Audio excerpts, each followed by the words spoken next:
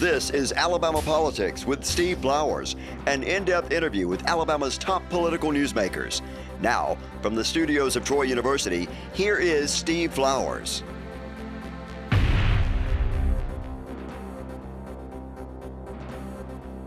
I'm Steve Flowers, and welcome to Alabama Politics. Folks, this is the second part of the interview with Dr. Wayne Flynt, the famous Alabama historian and author of 14 books and lecturer of the world. But he has a book out that's going to be remembered in history. All of his books are probably, but this one's called Afternoons with Harper Lee. And in his retirement years, he and his wife Dorothy spent 64 different visits with the immobilized after her stroke, and had come home to Monroeville, visiting with her on the front porch, if you will, and she's told him every intimate story about life and that sort of thing, and he's written it in a book called Afternoons with Harper Lee. It's a great read. And just thank you for doing this again, Dr. Flynt. Delighted, Steve. Thank you. You know, you met them your first time from your book. I was trying to ascertain this. You had retired from, you taught history. You have an earned doctorate, of course, in history from Howard and Florida State doctorate, and then you taught at Howard for 12 years, and then taught for 28 years at Auburn. By the way, you've got innumerable students from those 28 years of doing doctorate and undergraduate teaching. One of my favorite friends, Matt MacArthur, says he loves you, but anything he was one of the best students I ever had. He says that's the greatest, one of the greatest men I've ever known. And but anyway, you've got a lot of guys like that who went through Auburn, but then you retired about 9 or 10 years ago, and it coincided with Harper Lee's 50-plus years in New York and coming home to Monroeville. And y'all met through her sister in Eufaula. Y'all were going to a heritage meeting, a history and heritage meeting in Auburn. You were going, at Eufaula, you were going to speak, and Truman Capote was going to speak, who was her lifetime friend from Monroeville. But y'all met through the Connors. Yes. She was the younger sister. Was she younger than Harper? She was the. Okay. She was the. Harper was the youngest. Okay. Alice the oldest, and she was the middle sister. And she had gone to Auburn. She had met a guy from Tuskegee who was going to Auburn, and they married. And then he went back. He went to Eufaula and started a business. Did very well. And we actually came to know her first because we had been at. I was asked by Miss Alice to speak to the South Alabama and West Florida Methodist Conference. That's what I was going to mention. Alice, her older sister, was so active in the Methodist Church. She was the first woman to really have an influential leadership role in that conference. And she wanted to have, typical of Miss Alice, a seminar for women, Methodist women, on the Bible and poverty. And you're also a minister besides And I'm a minister too. And so Dorothy and I always took Dorothy with me if I could after the boys grew up and left home. And so we went to the Methodist campground, Blue Lake, and I spoke. And Louise came up afterwards, the middle sister, and she said, "That was just wonderful. Why don't you come visit me sometime?" And I Did you know at that time she was Nell's sister? She had introduced herself. Miss Alice introduced herself. And you knew who she was and everything. I knew who she was then. And I waited for a minute, and I said, "Now, Miss Connor, do you really want Dorothy and me to come visit you? Or are you just talking Southern?" You mentioned that in your book. People say that often. Come see us, you know. It's an absolutely meaningless way in which and so you asked her that question. And you know, if you're not from the South, you can be tricked into thinking, "Oh, well, what day would you like for me to come?" So you actually, I heard from the book you she saying laughed. that. Yeah. Oh, she laughed. And then all of a sudden, with really a sense of pathos, and she said, "Wayne, my husband died not long ago, And she said, I would love it if you would just come down and visit. And so we started going, and until her death. Now, when did Nell Harper come into the scene? Well, Nell Harper told her, you know, the only reason Wayne Flynt wants to get to know you is so he can get to know me. Who, Nell Harper told her that? Yeah. Told the Connor lady? And then in our friendship, Louise Connor told us that Nell had said that. And Would she join you on your visits after that? No, she didn't come. And she was never there when we were there. And I told her, you know, I've been around your sister one time when she spoke here in Eufaula, and frankly, I didn't like her very much. You're talking about Nell Harper Lee? Nell Harper Lee. You told Louise that, huh? I told Louise that. I said, I really like you. My wife and I really like you, but I find her a little bit haughty and reclusive. And extremely private. And so for decades, we visited her, and we never saw Nell. Well, how did y'all get with Nell then? Well, because Nell had a stroke. Oh, so she was still in New York when she was still in New York. You got to be friends with the couple. She was still in New York with Louise. And when she had a good friend of mine, Tom Carruthers, who was the senior partner in probably the largest and best law firm in Birmingham. And I got a call from him one afternoon after I'd retired, and he said, Wayne, I have some bad news. Nell Harper Lee's had a stroke, and she's going to have to be at Lakeshore Rehab in Birmingham.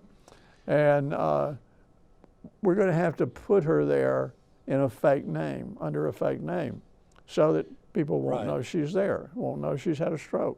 Now, her mind was still good. Her mind was fine, and just as keen as she could be, sense of humor and satire. The whole time you knew her, she was keen. The whole time, yeah. And so he said, can you and Darty come and visit? Well, it turned out my mother was a widow living in Pinson, just north of Birmingham. So I said, sure, we'll just stop by on the way. And so Darty made her some chocolate cookies. You had already been friends with Louise for 10 years. Louise, really close friend. Alice, not so close because she was too far away. But we were a close friend of Louise. And so Darty asked the nurse if she could eat some chocolate. And the nurse said, well, I guess she's not supposed to eat chocolate, but she's depressed, and it probably wouldn't be a bad thing. Oh yeah, she was depressed. I mean, she's got nobody visiting her. She's got a fake name. She's doesn't know whether she's ever going to be able to walk again. She's pretty sure she's not going to be able to go to New York again, and so she's really depressed. And so I started telling her. She's 80 years old this time. She's 80 years old. And I started telling her stories, and Darty started bringing her chocolate. And I'm telling you, that was a knockout one-two punch. So y'all started visiting it while she was at Lakeshore. We did. We visited her probably every 3 or 4 weeks. Which is right around the corner from Howard. Right. Sanford, And, right there by Sanford. And that's how we got to know her. And how many years how long did she stay at Lakeshore before she went back to home? She was at Lakeshore 6 months. So part of your 64 visits were at Lakeshore. Yes. Probably 6 or 8 maybe, and then she moved to Monroeville. That's right. And just before she had the stroke, in fact, within months before she had the stroke, I had been asked to introduce her when she won the Birmingham Pledge Foundation Award for the first time, a pledge to try to bring about in Alabama, and especially Birmingham, a better understanding of people and to eliminate barriers between people of religion and race. And they had asked her if she'd come. And to everyone's surprise, she said she would and receive the award. And now she had to have someone, a sister, when she came out like that. Yeah, right. Her sister came. Alice came. Alice came. It was quite an event and packed because everybody wanted to see Harper Lee. Yeah. And the municipal auditorium was packed. And I was asked to speak briefly before the award was given.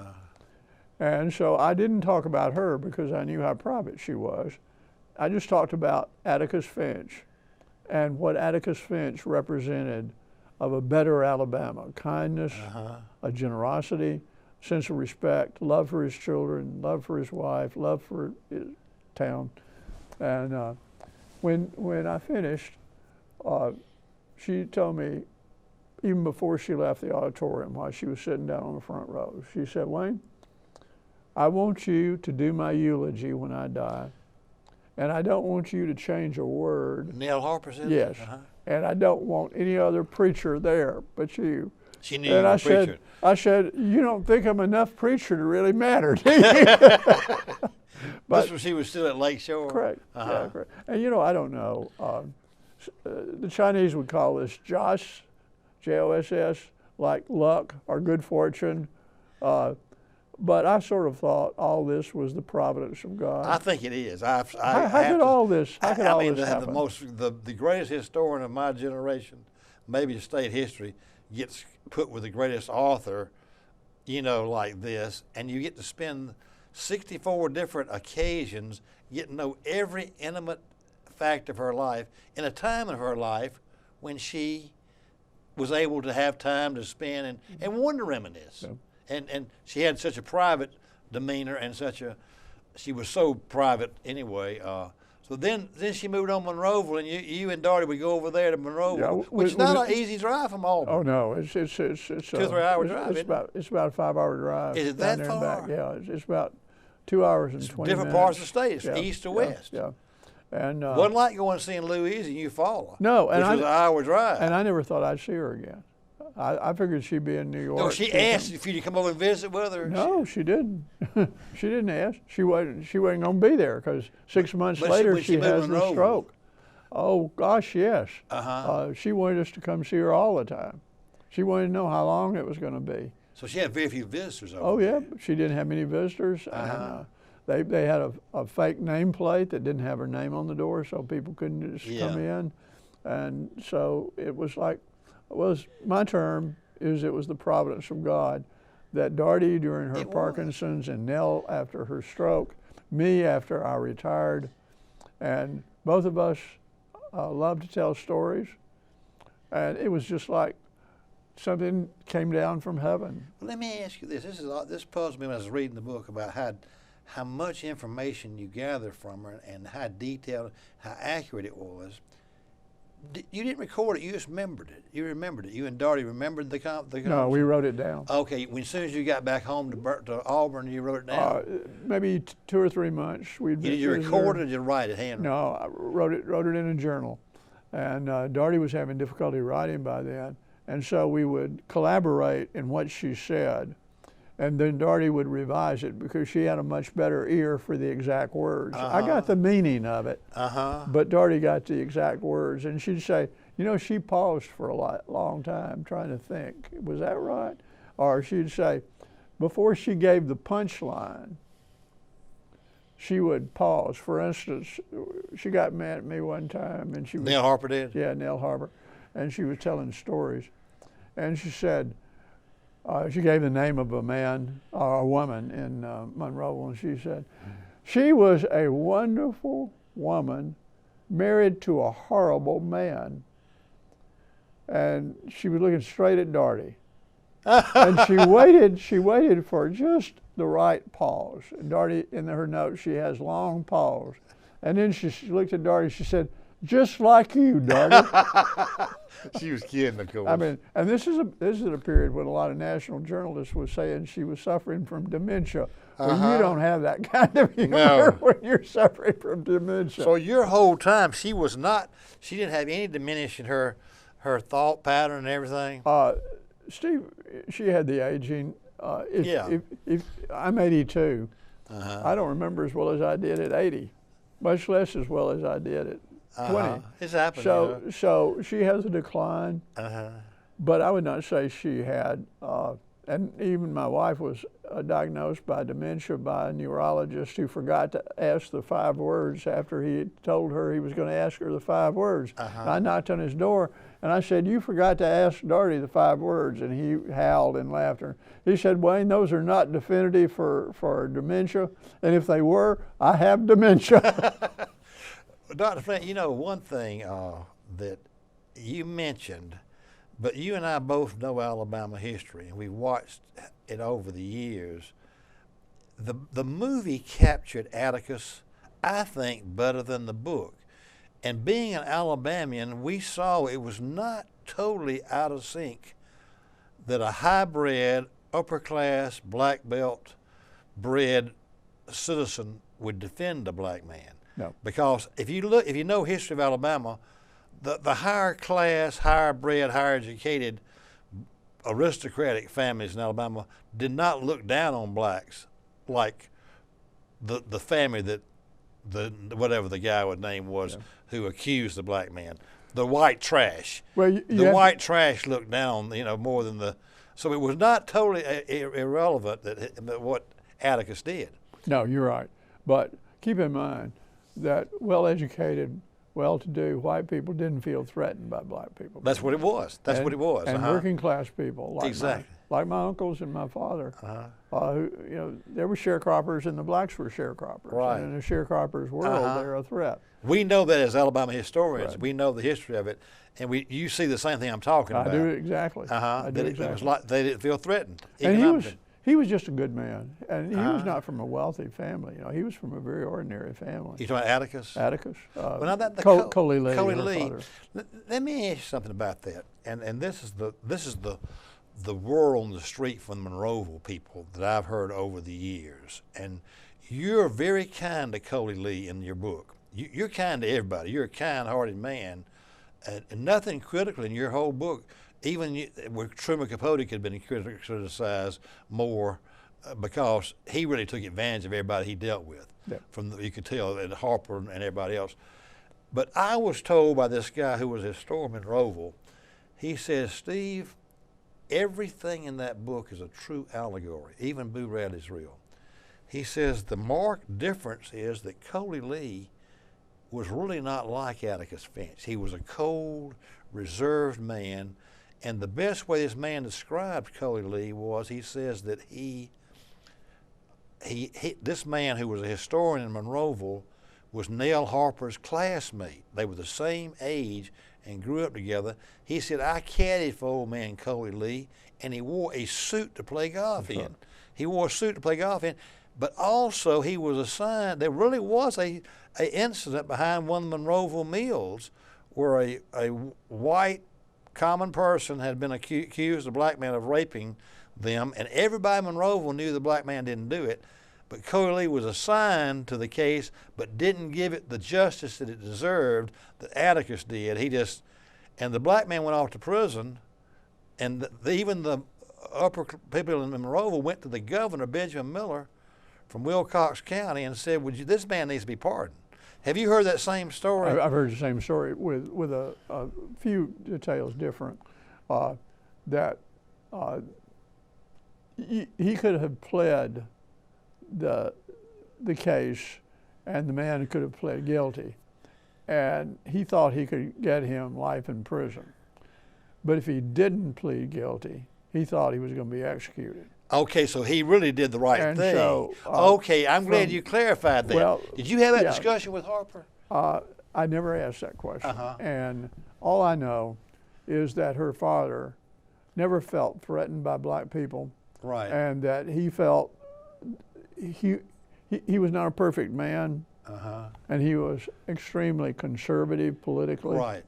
But he was, even when Harper was most critical of him, she said he was a good and decent man. And also, Steve, you must remember, his wife was bipolar. Right. So he's raising those kids pretty much. Same way the book. She's in the family. She captures that. But I mean, he carries a burden, and Nell knew he carried a burden. And so, to some degree, she's trying to write her mother. She writes her mother out of that book. Well, she never even mentions it. She never mentions it. And the mother may not have been functional. Well, I don't think she was. Well, in bipolar disease, because we've had members of Darty's family who were bipolar, and so I very much know the symptoms. Sometimes you're fine, but they did not have any treatment except shock treatment, which was awful. You just wipe out the memory. And she had those repeatedly. And she was very nervous, and she did She strange. doesn't appear in the book. I mean, she was a concert pianist, and she would get up and bang on a piano at 3 o'clock in the morning and wake all the neighbors up. Well, this is, and you know, he's embarrassed, and he's got all his kids to raise, and he's got a law practice. He served time in the legislature. Oh yeah, and certainly his racial attitudes are of his time. Of his time, it wasn't anything different. No, about that. but not of his times in the sense that. I'm glad you cleared that up because he really was doing the right thing. So I was thinking, so if he had pled him guilty, he got so that resolves that. So he really was a good man. Yeah, he was a good man. He was a good man, and even when Nell totally disagreed with him, she described him as a loving, kind man. Now, in her first book, that is not the case. In Go Set a Watchman, she comes home from New York, and her fiance is his legal partner, and they tell her they're not going to be there one Sunday in the afternoon to talk with her because they got this meeting at the courthouse, and she turns out nothing to do in Monroe. She goes to the courthouse and gets in the balcony where Scout is in the Mockingbird book, and she hears her father and her fiance try to persuade these angry white men to form a chapter of the White Citizens Council instead of the Ku Klux Klan. And in that book, she just savagely attacks with such profanity that my wife stopped reading it because she said, I'm just tired of the profanity. So, you know, book 2, Mockingbird, is a gentle, kind treatment of her father. Go Set a Watchman's a pretty fierce treatment. Back to her time in New York, the thing that I'd found marvelous, I had always thought over the years that she lived most of the time in Monroeville and just went to New York on occasion, but it was just the opposite. She spent 50 years living in her apartment. I heard it was a very modest apartment. It was a very modest apartment. And in New York. And she walked everywhere. And she walked everywhere. And so I guess the stroke was debilitating to her. I think in some ways, from an ethical and moral standpoint, her last 9 years were her best years because they were the ones that challenged her most. They took everything she had ever been, her writing, her friends, New York City, everything that she treasured deeply, and put her back in a place she didn't want to be. And that's one reason why I think our friendship was so important, Steve, because it was so timely too. She did not let other people in. She had a fake name on the door, and yet she let Darty and me into her life. You know, you see some when you read your book. You also see the things that I have known from afar about you through the years, that you have a dual career and profession as both a preacher and a great historian and professor of history. But you do the thing that my mama always taught me, is if you can't say anything good about somebody, don't say anything at all. Even in your you stop short of criticizing Truman Capote, anybody in the book, you can read your Christian gentleman, the epitome of a Christian gentleman in reading this book, because I'm sure she told you some things that you sort of censored a little bit, and you don't talk about. I heard her profanity had gotten pretty pronounced, you know, and so maybe too harsh for Darty, but nobody ever knew her like this. I mean, but she told the whole story, and the premier historian of my generation, and maybe the state, captured that in afternoons when both of y'all retired, and but in your book, your Christian gentleman comes out in the book. Somebody from New York would not have written that kind of book. Probably not. I don't think so. Well, Steve, one of my favorite, I do preach, and I teach a Pilgrim Sunday School class with 116 Dora people. James says she goes to your Sunday school. Everybody in Auburn is going to your Sunday school class. It's wonderful. I love them. I love them to death. But one of my favorite verses of the Bible, and I read it every day, but one of my favorite verses is from the Sermon on the Mount, Matthew 7:1. Judge not that ye be not judged, for with which judgment you judge, you shall also be judged. Now that's in Matthew? It's Matthew 7:1. And if people don't memorize but one verse That'd be a good one to memorize. Say it again. Say it. Judge not that ye be not judged. For with which judgment you judge, you shall also be judged. And if you really believe that, kindness and gentleness, forgiveness, non-judgmentalism is really important. Now, I would say most Christians read it and they don't practice it. Right. But I really think that's one of the most important things Jesus ever said in terms of just communities working together and states working together. That was from the Sermon on the Mount. It's from the Sermon on the Mount. And it was like, but it's also like other passages in the New Testament where he says, you know, don't judge. Right. First one to throw a stone at the woman at the well. That's the same thing. You know, don't judge her until you walk in her shoes. Yeah. And Atticus says that. Atticus does say that. In the book, you know. And, you know, she was a master of the King James Bible. I gathered that in the book. And she thought that no Bible should be read, nor did she have any Bible except the King James Bible. And she said one day to us, she said, Wayne, the greatest English ever written in the English language is in the King James Bible. And one of her favorite writers was C.S. Lewis, Cambridge professor and deeply Christian, deeply, profoundly Christian. Screw tape letters, and you know, it just was one of her favorite books. But she likes to talk about Exodus too. Oh, she liked to talk about Exodus. Get out of Monroe. Get out of Alabama. Exodus. Folks, our time is up for our second version of Dr. Wayne Flynt. He is a great Alabama treasure and great Alabama historian, and he had the opportunity to spend 64 visits with Harper Lee and his book, and it's so thoughtful of him to do this and to share his memories of those visits called Afternoons with Harper Lee. It's a great read by New South Books here in Montgomery, and it'll be bought a lot in New York too.